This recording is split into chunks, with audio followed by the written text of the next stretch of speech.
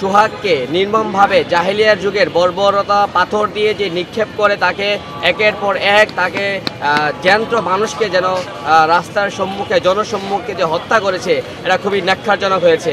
আমরা বলতে চাই বৈষম্য ছাত্র আন্দোলন একটা অরাজনৈতিক প্ল্যাটফর্ম ছিল। এই প্ল্যাটফর্মটা গঠিত হয়েছিল যে যেখানে অন্যায় হবে সেখানে রুখে দাঁড়াবে।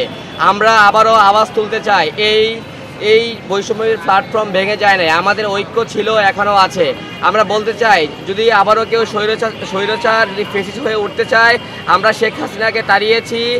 আমরা আবারও বলতে চাই এই সোনার বাংলাদেশে, এই তারুণ্যের বাংলাদেশে যদি আবারও কোনো ফেসিস্ট তৈরি হতে চায়, নিরীহ মানুষদেরকে গুম হামলা হত্যা করতে যায়, আমরা আবারও রুখে দাঁড়াবো।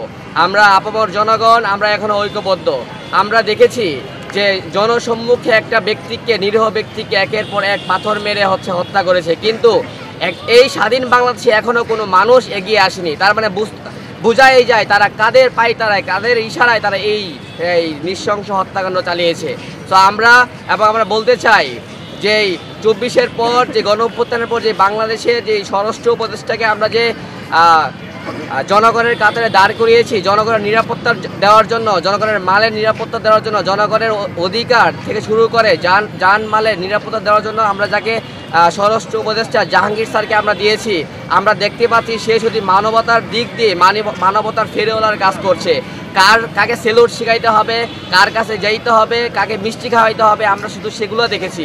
কিন্তু আমরা দেখেছি একটা ন্যাক্কারজনক হত্যাকাণ্ড প্রকাশ্য হয়েছে, কিন্তু এটা নিয়ে এখনও তিনি কোনো মুখ খুলেন নাই। তো আমরা বলতে চাই আপনারা যদি শহীদদের রক্তের উপর দাঁড়িয়ে যদি আপনারা এখনও বাংলাদেশকে সামাল দিতে না পারেন, যদি এই সংস্কার এখনও যদি করতে না পারেন, যদি এই সন্ত্রাসীদের আড্ডাখানা এখনও বেঁধে দিতে না পারেন, আপনারা কি সেখান থেকে সরে দাঁড়ান, আমরা বিকল্প খুঁজে নিব।